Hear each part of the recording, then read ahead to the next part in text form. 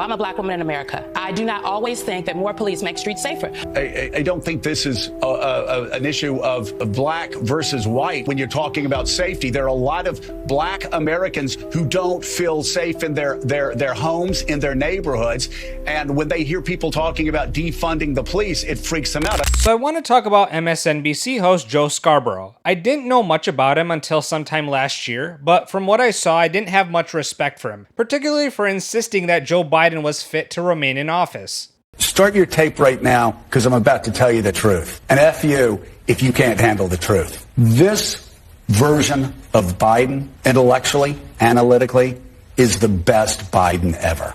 Not a close second. And I've known him for years. If it weren't the truth, I wouldn't say it. I've said it for years now. He's cogent. He's far beyond cogent. In fact, I think he's better than he's ever been. And just 2 weeks before the 2024 Biden-Trump debate, he went as far as to hire a disinformation expert to dispel any doubts over Biden's competency. How disinformation is sabotaging America. Usually, Barbara, we talk about disinformation taking place online, websites, that somehow this is just out and out on the front pages of newspapers now, and it's also on Fox News. This is the disinformation and the constant lies that, in the end, benefit Joe Biden because they lower expectations for the debate, but it's still disinformation. You know, I think when people hear the Mueller report, they think about what he did or did not find about Donald Trump. But a huge part of the Mueller report talks about Russian disinformation tactics.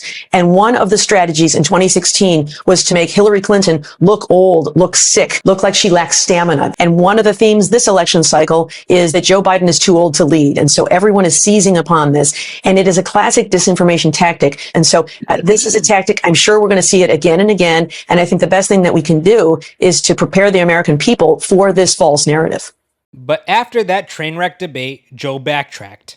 I think I should start by saying, without any apologies, that I love Joe Biden, and I will gladly debate anybody, anytime over the issue of whether Joe Biden has been the most effective president. His presidency has been an unqualified success. If, however, you believe, as do I, and as do so many people who watch this program and who fear just how dark of a place a second Donald Trump term will take America, then I think it's critical that we ask the same questions about this man I love, respect, whose public service in saving this country from Donald Trump over the last 3.5 years I honor and always will. I think we have to ask the same questions of him that we have asked of Donald Trump since 2016, and that is, if he were CEO and he turned in a performance like that, would any corporation in America, any Fortune 500 corporation in America, keep him on as CEO? I mean, these are hard questions, but the fact is, friends, failure is just not an option. Who I love, who I respect, who I revere for their work and their duty to service over their lifetime, it's not relevant for any of us. It's not relevant for Democratic leaders. It's not relevant for anyone. We know Joe Biden can govern. Mm-hmm. And again, I'll debate that issue with anyone, and I will win. I will destroy anybody that wants to debate Joe Biden's record over the past 3.5 years. He can run the White House. He can run the country effectively, despite the barrage of lies that constantly come at him, like Donald Trump's lies last night. But can he run for president in 2024? Now, the issue of whether or not Biden could run the White House, that's a conversation for a different time. Part of me wanted to feel bad for people like Joe Scarborough who put so much faith in Joe Biden. But then I think about the mental gymnastics he went through to convince himself that not only was the issue of Biden's competency a moot point, but also that he just came across as so damn condescending and gaslighting. Like how he'd say, F you if you can't handle the truth. Which, like him turning a blind eye to all the instances of Biden not knowing where the heck he was, meant he couldn't handle the truth himself. So he was a hypocrite and also enabled Biden to continue propping him up and having him break his promise that he was only going to be a transitional president. The comment that I view myself as a transitional president, they meant, is that one term? It's transition to your generation. You're the best educated, you're the most open, you're the least prejudiced generation in American history. The future is yours, and I'm counting on you. And the Dems paid the price for it. They lost the 2024 election because they couldn't get anybody better in their party. And because I had little respect for him, he kind of faded from my attention. But he's re-emerged recently as Donald Trump has deployed the National Guard in Washington, D.C. And because certain stats supposedly show that D.C.'s crime rate is at a 30-year low, some people think this must be an attack on black people.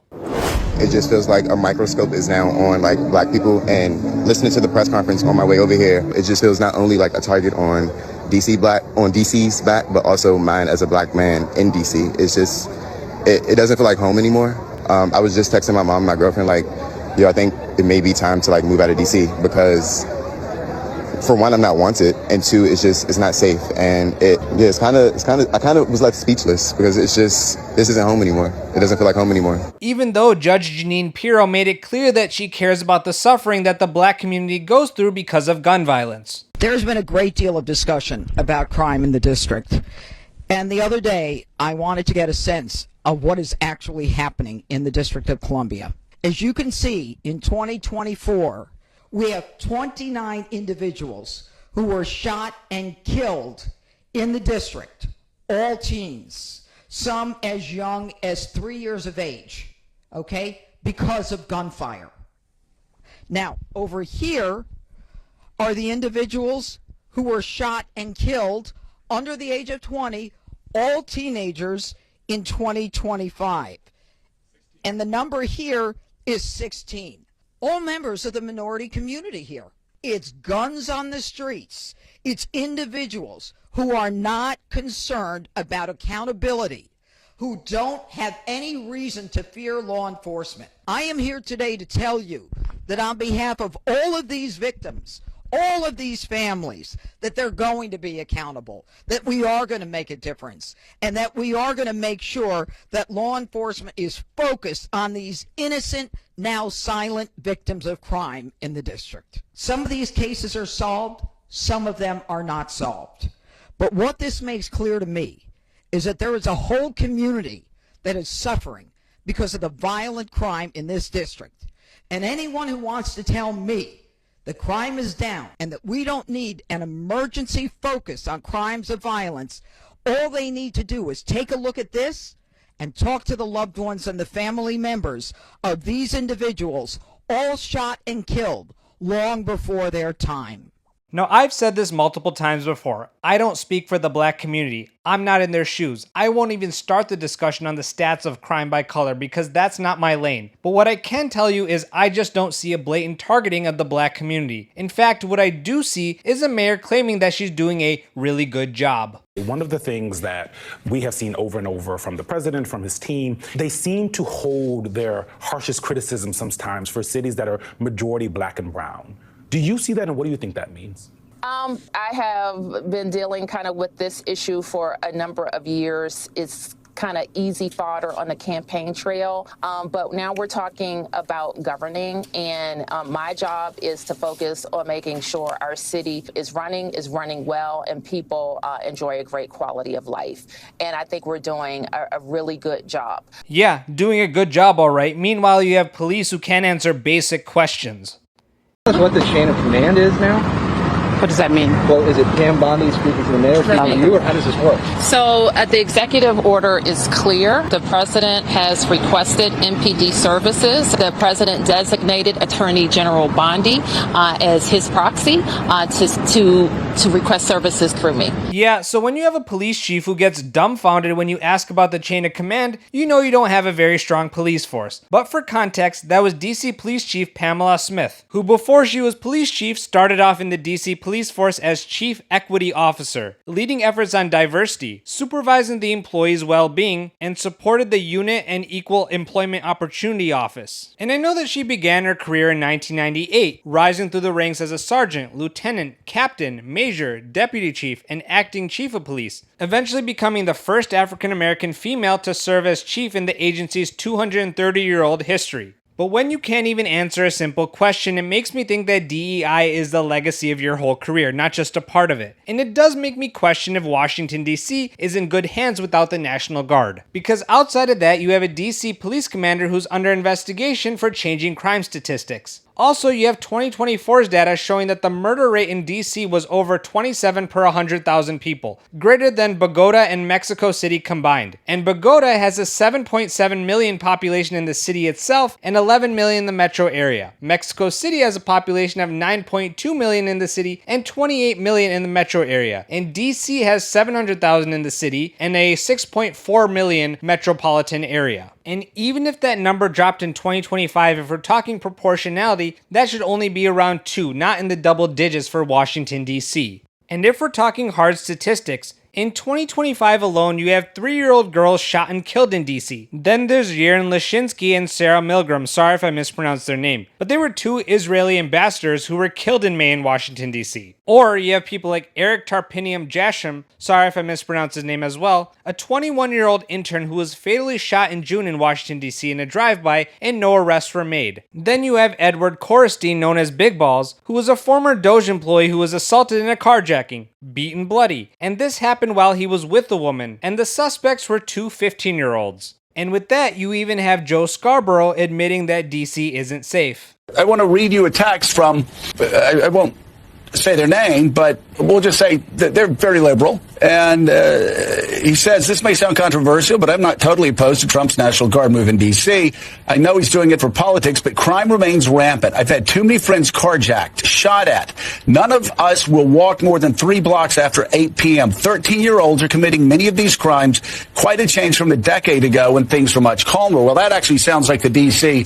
that I lived in when I lived a block behind the Supreme Court, and every 3 days, one of my neighbors was getting held up at gunpoint. I mean, there has been a crime problem in D.C. You can walk 40, 50, 60 blocks in Manhattan at 2 in the morning and feel safe. And yet in Washington, D.C., I've got friends that worked in the Biden White House. I have friends that work in the media that say they don't feel safe walking 3 blocks in Washington, D.C. Why can't Washington be fixed, despite what the crime numbers say? Because people aren't feeling it. You don't think more police make streets safer? No, Joe. I'm a black woman in America. I do not always think that more police make streets safer. Okay, just real quick, I'm not going to take away from the lived experience of the black community, but I'm just going to say that if you need to qualify your opinion with the fact that you are a black person, it automatically turns people off because they hear, I'm a black person, my experience is more significant than yours, and people no longer want to have a nuanced dialogue. That people say, well, we need more officers to make us safe. I think we have to rethink what safety means in America. Well, there have been black city council members in New York City when people were talking about defunding the police, saying the people we represent are the people who need police officers the most, as safety officers in schools need police officers the most, so our children can walk from their homes to school without being stopped, 5, 10 times by drug dealers or people that are going to assault them. I don't think this is an issue of black versus white. When you're talking about safety, there are a lot of black Americans who don't feel safe in their homes, in their neighborhoods. And when they hear people talking about defunding the police, it freaks them out. I'm not saying that's what you're saying. Defund the police is not good. I never supported defund. I think you're making a good point, Joe. I want to be able to call the police in my neighborhood. When they come, I don't want them to think that I'm a suspect. But what we are talking about is that the president of the United States is saying that there is a crime emergency in Washington, D.C. An emergency could be anything that he says it is. So from his definition, maybe there is. The data would say otherwise. But I'm going to read this to you. This comes from somebody you know. It comes from somebody who's been a Democrat their entire life. It comes from somebody who lives in D.C. and has seen violence all around. Again, even as crime drops. Now, sometimes those statistics, they're leading indicators of what's going to happen. I know, but this lifelong Democrat who's very active in Democratic politics said, I know he's doing it for politics, but crime seems rampant. I've had too many friends of mine who've had their cars carjacked, shot at. None of us will walk more than 3 blocks after 8 p.m. 13-year-olds are committing many of these crimes. Quite the change from a decade ago when things were much calmer. I guarantee you that's a person that has never voted for a Republican in their life. Yeah, and will I never said it was Republicans, Joe. But the person is making the point about juveniles. I go back to juvenile hold on crime. a second. You're saying that people are imagining this. And first of all, we will agree on something. You said you've never been for defunding the police. Exactly. I understand that. I will say right here, the real problem with this is that Donald Trump uses anything to declare an emergency and be able to move unilaterally. We can name 20 things he's done, and it is a dangerous precedent for him to set. But all I'm saying is this isn't imagined. Like people that you know, that I know, that we love, they and their friends don't feel safe in Washington, D.C. And it's not because they see it on TV. I think, Joe, that the opening line of that text is, it feels like X, Y, and Z. A feeling and the reality of the situation are two different things, but how someone perceives a situation does connect to their personal reality. And so Yo, that sigh was so real, I felt that. Because she's claiming that the way Joe worded it was that people feel unsafe, when he was talking about people's real lived experience, citing carjackings and whatnot. Symone, on the other hand, was actually the person to say, I think, and not really pulling from her lived experience to support her position. Which I'm not saying her POV isn't valid, but if you're gonna tell somebody that they're speaking from their feelings, you're almost implying that it isn't reality, and that you think you have some sort of superiority, and that's what makes her harder to listen to, because to me, she's contributing to a system that undermines the police, to the point where a guy thought it was okay to assault a police officer with a Subway sandwich. Motherfucker! Oh! Oh! Oh!